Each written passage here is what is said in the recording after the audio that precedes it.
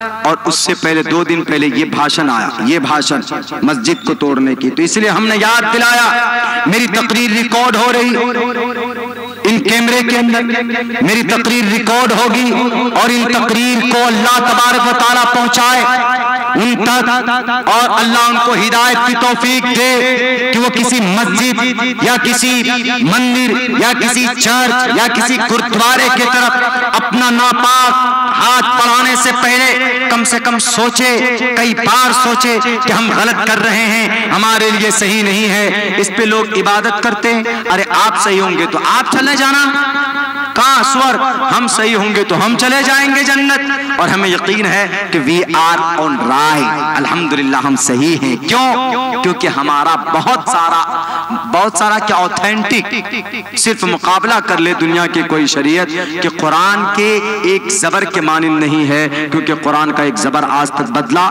नहीं बदला है। एक एक हुक्म, एक एक फरमान आज भी मौजूद है इस कुरान में, जैसे इस बच्चे ने आज अपने सीने में बसाया। अब से तकरीबन जब 11 साल की उम्र थी तो हमने भी बसाया था।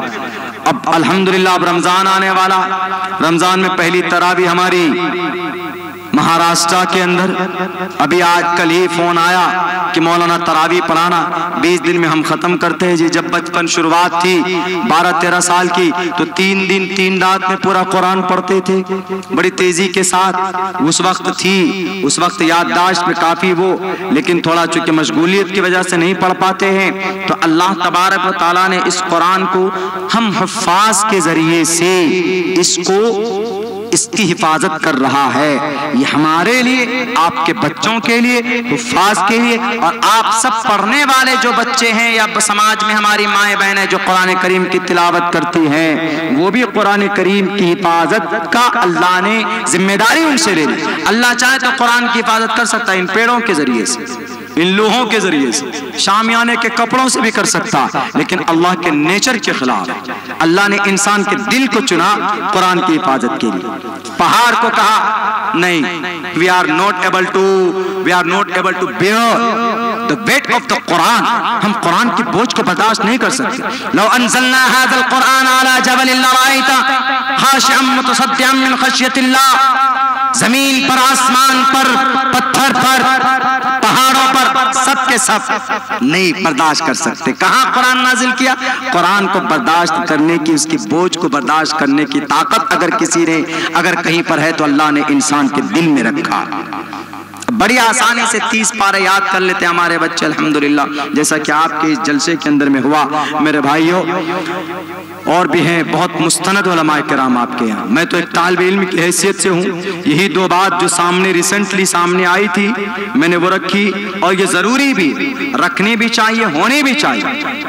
अब हम चुपचाप बैठ जाएंगे कि हाई कोर्ट का जजमेंट आया, हाई कोर्ट का आया, सुप्रीम कोर्ट का नहीं आया। सुप्रीम कोर्ट भी कुरान के खिलाफ अगर कोई जजमेंट देगा तो हम बोलेंगे, टिप्पणी करेंगे कि हमारे कुरान के खिलाफ, हमारे शरीयत के खिलाफ और हमारे संविधान के भी खिलाफ, ये बात हम बोलेंगे।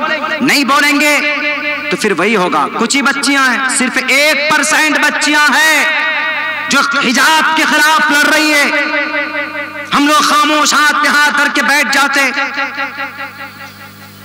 अल्लाह के नबी ने 20 साल की उम्र में हिल्फुल फुजूल कायम किया था ना, क्यों? नबुवत नहीं मिली थी, लेकिन मोहम्मद रसूलुल्लाह ने समाज में अच्छे काम के लिए एक तंजीम बनाई थी। नौजवानों, अगर आपकी तंजीम बनी है तो बहुत अच्छी बात। अगर कोई बेटी तलाक के लिए या बुर्के के लिए, अपनी इस्मत के लिए अगर लड़ रही है तो उनकी आवाज में आवाज मिलाकर आगे बढ़ो, कानूनी लड़ाई लड़ो। हाई कोर्ट में जजमेंट दिया, हम सुप्रीम कोर्ट जाएंगे, सुप्रीम कोर्ट में जजमेंट होगा तो कहीं और जाएंगे, लेकिन हम कानूनी लड़ाई लड़ेंगे, उनकी आवाज में आवाज बुलंद करेंगे। हम लड़ते नहीं हैं उन लोगों को, उपद्रवियों को, शरारतियों की हो जाता है, कुछ है ही नहीं, जान ही नहीं है। ऐसे ही अगर हम लोग ऐसे ही हो गए, मोटी चमड़ी के अगर हो गए, हरकत नहीं करेंगे तो हमारे एक एक हुक्म के ऊपर पाबंदी लगा दी जाएगी। लिख लीजिए आज की मेरी ये बात, आखिरी बात, कि अगर हमने अपनी हरकत नहीं की, आवाज बुलंद नहीं की, मेरे मुस्लिम भाइयों, हमारे फर्ज नमाज के ऊपर भी पाबंदी लगा दी जाएगी। बहुत बहुत शुक्रिया, जज़ाकल्लाह। अस्सलामु अलैकुम व रहमतुल्लाहि व बरकातुहू। बड़े बड़े उलमाए किराम, मुफ्ती मौलाना मुफ्ती यहया साहब और कारी साहब का तो बयान हो गया, और नकीबुल अमीन बरकी साहब, अरे मैं उनका बहुत बड़ा फ़ैन हूँ, बहुत अच्छा पुरमग़्ज़ खिताब उनका होता है। और हमारे बिहार की धरती से हमारे पड़ोसी सीमांचल के तनवीर ज़की साहब हमारे पड़ोसी, लेकिन 2 साल में ये शक्ल दिखा रहे, मुलाकात नहीं होती है। इन लोगों की बहुत शिकायत होती है कि आप पूर्णिया में नहीं आते। कहते हैं कि आप या तो घर झारखंड में बनाइए या बंगाल में बना लीजिए, क्यों आप यहाँ जलसा नहीं देते।